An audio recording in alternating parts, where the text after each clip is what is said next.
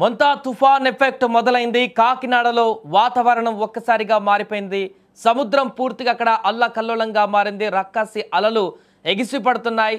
తీర ప్రాంతాన్ని కోతకు గురయ్యేటువంటి విధంగా అక్కడ అలల ప్రభావం కొనసాగుతుంది. అండ్ వర్షం కూడా అక్కడ భారీగా కొనసాగుతున్నట్టుగా తెలుస్తుంది. రేపటికి తీవ్ర తుఫానుగా మారేటువంటి అవకాశం ఉన్న నేపథ్యంలో కాకినాడలో తాజా పరిస్థితి ఏంటో తెలుసుకుందాం. మా ప్రతినిధి అనుశ్రీ అక్కడి నుంచి లైవ్లో సిద్ధంగా ఉన్నారు. అనుశ్రీ, కాకినాడలో ప్రస్తుతం పరిస్థితి ఏంటి? అక్కడ వాతావరణం ఏ రకంగా ఉంది? సముద్ర అలలు ఏ విధంగా ఉన్నాయి? ఈ ఉదయం నుంచి కూడా ఒక్కసారిగా వాతావరణం మారిపోయింది. ఉదయం నుంచి ఎడతెరిపి లేకుండా వర్షం కురుస్తుంది. రేపు మధ్యాహ్నానికి తీవ్ర తుఫానుగా రూపుదాల్చే అవకాశం కనిపిస్తోంది. ఈ నేపథ్యంలోనే కాకినాడ సాగర తీరం అంతా కూడా అల్లకల్లోలంగా కనిపిస్తుంది. రాకాసి అలలు ఉవ్వెత్తున ఎత్తిపడడంతో ప్రయాణికులందరూ కూడా ఇబ్బంది పడుతున్నారు. నిన్న సాయంత్రం నుంచి ఏదైతే కాకినాడ నుంచి ఉప్పాడ రోడ్డు ఉంటుందో దాన్ని పూర్తిగా నిలిపివేశారు. ప్రయాణికులు ఎవరు కూడా ఇటువైపు రాకుండా తగు జాగ్రత్తలు తీసుకుంటున్నారు. అయితే మోర్తా తుఫాన్ ఎఫెక్ట్ కాకినాడ రూరల్, అర్బన్ అలాగే తాళ్రేవు, ఉప్పాడ, తొండంగి మండలాల్లో ఎక్కువగా ఉండే నేపథ్యంలో ప్రస్తుతం అధికారులంతా కూడా పూర్తిగా సహాయక చర్యల్లో ముమ్మరమయ్యారని చెప్పుకోవాలి.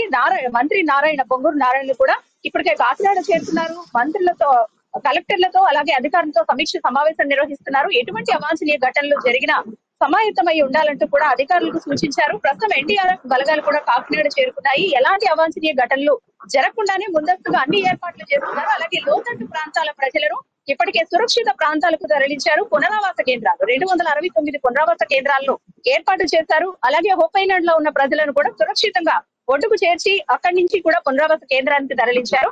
మత్స్యకారులు ఎవరూ కూడా వేటకు వెళ్లొద్దంటూ కూడా నిషేధాజ్ఞలు అయితే కొనసాగుతున్నాయి. ఇక లంగరు వేసిన ఓడల్లో ఉన్న సరుకులన్నింటినీ కూడా సురక్షిత ప్రాంతానికి తరలించారు. మరో 2 రోజుల పాటు ఎలాంటి కార్యక్రమాలు కొనసాగించకుండా తగు జాగ్రత్తలు తీసుకుంటున్నారు. అలాగే స్కూళ్లకు కూడా 3 రోజుల పాటు సెలవులు ప్రకటించారు. తదుపరి ఆదేశాలు వచ్చేంత వరకు కూడా స్కూళ్లు కూడా తెరవకూడదంటూ కూడా అధికారులు ఇప్పటికే ఆజ్ఞలు అయితే ఇచ్చారు. ఇక కరెంట్ కు సంబంధించి ఎలక్ట్రికల్ పోల్స్ ఎక్కువగా పడిపోయే అవకాశం ఉన్న నేపథ్యంలో ముందుగానే తగు జాగ్రత్తలు తీసుకుంటున్నారు. నిత్యావసర వస్తువులు కూడా ప్రజలందరూ కూడా ముందుగానే తెచ్చిపెట్టుకోవాలి. అత్యవసర పరిస్థితుల్లో తప్ప ఎవరు కూడా బయటికి రాకూడదంటూ కూడా అధికారులు ఇప్పటికే హెచ్చరికలు జారీ చేశారు. కాకినాడ జిల్లా వ్యాప్తంగా కూడా ప్రస్తుతం ఎడతెరిపి లేకుండా వర్షం కురుస్తుంది. దీని ప్రభావం రేపటికి మరింత ఎక్కువయ్యే అవకాశం అయితే కనిపిస్తోంది. అనుశ్రీ, ముఖ్యంగా తీర ప్రాంతాలకి పర్యాటకులు రాకుండా కూడా నిషేధాజ్ఞలు విధించినట్టుగా తెలుస్తుంది. మరి అక్కడికి వెళ్లకుండా బందోబస్తు ఏమన్నా ఏర్పాటు చేస్తున్నారా? తీర ప్రాంతాల్లో చాలా మేరకు అక్కడ ఎలాంటి జాగ్రత్తలు తీసుకుంటున్నారు అధికారులు?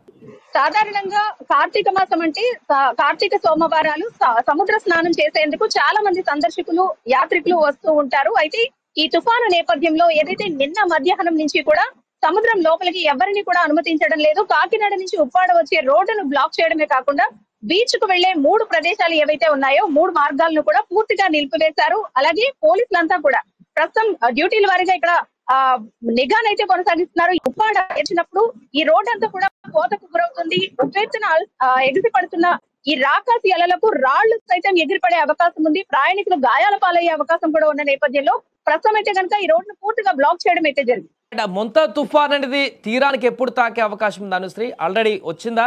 ఏ సమయానికి తీరాన్ని టచ్ అవుతుంది? మోంతా తుఫాన్ ఎఫెక్ట్ ఇప్పటికే కాకినాడ తీరానికి 680 కిలోమీటర్ల దూరంలో కేంద్రీకృతమైనట్టు కూడా అధికారులు చెబుతున్నారు. దీని ప్రభావంతో 90 నుంచి 110 వరకు వేగంతో గాలులు వీసే అవకాశం కనిపిస్తున్నట్టు అధికారులు చెబుతున్నారు. అయితే ఈ మోంతా తుఫాను ఈ రోజు రాత్రికి దిశ మార్చుకునే అవకాశం ఉన్నట్టు కూడా అధికారులు సూచిస్తున్నారు. ఒకవేళ ఈ తుఫాను దిశ మారితే కనుక కాకినాడపై పెద్దగా ప్రభావం చూపదంటూ కూడా అధికారులు ప్రస్తుతానికి చెబుతున్న నేపథ్యంలో తుఫాను తీరం అయితే దాటే వరకు కూడా మనం ఈ ఎక్కడ కేంద్రీకృతమైంది అనేది ఎప్పుడు కూడా లైవ్ లో అప్డేట్ ఇస్తూ ఉన్నారు. ప్రస్తుతం అయితే కనుక కాకినాడ తీరానికి 680 కిలోమీటర్ల దూరంలో అయితే ఈ తుఫాను కేంద్రీకృతమైంది. అయితే ఇది దిశ మార్చుకునే అవకాశం ఉందంటూ కూడా అధికారులు సూచిస్తున్నారు. ఒకవేళ దిశ మార్చుకుంటే కనుక కాకినాడ జిల్లాకు పెద్దగా ఎఫెక్ట్ ఉండదంటూ కూడా అధికారులు చెబుతున్నారు. సంబంధించి ఎలాంటి జాగ్రత్తలు తీసుకున్నారు? వారు 2-3 రోజుల పాటు సముద్ర వేటకు వెళ్ళకపోతే ఇబ్బందులు ఉంటాయి. పునరావాస కేంద్రాలకు తరలిస్తున్నట్టు కనపడుతుంది. వారికి ఏమైనా భరోసా ఇస్తున్నారు అధికారులు? వారికి ఎలాంటి జాగ్రత్తలు చెప్పారు? మత్స్యకార కుటుంబాలన్నింటినీ కూడా ప్రస్తుతం చేర్చిన నేపథ్యంలో అంటే 269 పునరావాస కేంద్రాలు ఏర్పాటు చేశారు. ఇందులో దాదాపుగా మత్స్యకారులే ఎక్కువ ఉంటారు. ఎందుకంటే సాగర తీర ప్రాంతంలో మత్స్యకార కుటుంబాలు ఎక్కువ ఉండే అవకాశం ఉన్న నేపథ్యంలో వీరందరినీ కూడా పునరావాస కేంద్రాలకు తరలించడంతో పాటు మంచి నీరు అలాగే ఆహార సదుపాయం కూడా కల్పిస్తున్నారు. దీంతో పాటు వేటకు వెళ్లకుండా ఉండేందుకు కూడా తగు చర్యలు తీసుకుంటున్నారు. నష్టపరిహారం కూడా అంటే వేటకు వెళ్ళని రోజుల్లో కూడా వాళ్ళకి పరిహారాన్ని అందిస్తామంటూ కూడా ఇప్పటికే అధికారులు సూచించారు. శ్రీ సో మొత్తానికి కాకినాడ వద్ద ప్రస్తుతం వాతావరణం అయితే పూర్తిగా వర్షంతో కూడుకున్నటువంటి వాతావరణం మనకు కనిపిస్తుంది. ఇప్పుడు లైవ్ లో మనం చూసాం, అక్కడ సముద్ర అలలు కూడా ఎగిసిపడుతున్నటువంటి దృశ్యాలు అయితే మనకు స్పష్టంగా కనిపిస్తున్నాయి. తుఫాన్ ఎఫెక్ట్ అయితే తీర ప్రాంతాల్లో స్పష్టంగా మనకు కనిపిస్తుంది. నేడు రాత్రికి ముంతా తుఫాన్ అనేది తీరాన్ని తాకేటువంటి అవకాశం ఉన్నట్టుగా వాతావరణ శాఖ అంచనా వేస్తున్న సందర్భంలో ఒకవేళ గెస్ చేసిన విధంగా వస్తే కాకినాడ తీర ప్రాంతాన్ని ఖచ్చితంగా టచ్ చేస్తుంది ఈరోజు రాత్రి ఆ తుఫాన్. ఆ సమయంలో భీకరమైనటువంటి గాలులతో రక్కసి అలలు ఎగిసిపడమే కాకుండా భారీ వర్షాల నీటివి కూడా ముంచెత్తుతాయి. ఆ సందర్భంలోనే జాగ్రత్తగా ఉండాలంటూ కూడా అధికారులు చెప్తున్నారు.